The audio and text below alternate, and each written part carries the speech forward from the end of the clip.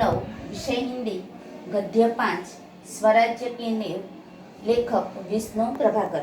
तो अगले वीडियो में हमने लेखक का परिचय और कुछ बातें बताई हैं। और आगे तो रानी लक्ष्मीबाई की दो सहेलियां हैं, जूही और मुंदर। वो दोनों लक्ष्मीबाई के साथ अपना प्रेम का भी बलिदान देने के लिए तैयार है। रघुनाथ रानी को मुरार में जनरल रोज की सेना द्वारा पेशवा की हार का समाचार देते हैं। सुनकर रानी कहती है, यह अच्छा ही हुआ, अब पेशवा की आंखें खुलेगी।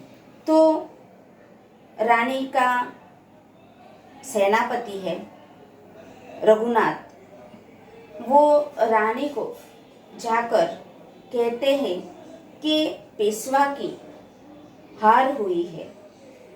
तो रानी ये सुनकर कहती है, अच्छा हुआ कि अब पेशवा की आंखें खुलेगी। रानी सेनापति तात्या को युद्ध के लिए तैयार होने का आदेश देती है। वह कहती है, जाओ तलवार संभालो, नुपुरों की झनकार के स्थान पर तोपों का गर्जन होने दो। तो रानी लक्ष्मीबाई युद्ध के लिए तैयार होने का आदेश देती हैं। वो सेनापति तात्या को कहते हैं कि जाओ तुम युद्ध के लिए तैयार हो जाओ, अब नुपुरों की झनकार नहीं सुननी है, अब तोपों की गर्जना सुनेगी। रानी को लगता है कि यह उसके जीवन का अंतिम युद्ध है।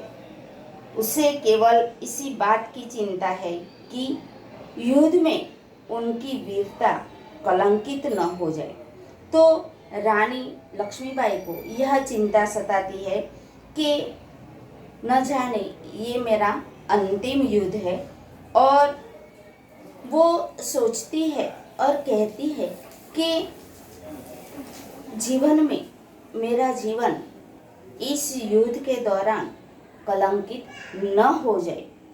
बाबा गंगादास ने लक्ष्मीबाई से कहा था कि केवल सेवा, तपस्या और बलिदान से ही स्वराज्य मिल सकता है।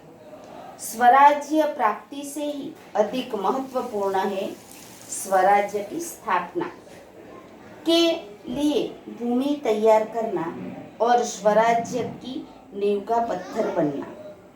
लक्ष्मीबाई, जूही, मुंदर आदि स्वराज्य की नींव के पत्थरों ही बनना चाहती हैं। तो बाबा गंगादास की वाणी उन्हें याद आती है और लक्ष्मीबाई को बताते हैं कि केवल सेवा, तपस्या और बलिदान से ही स्वराज्य मिल सकता है।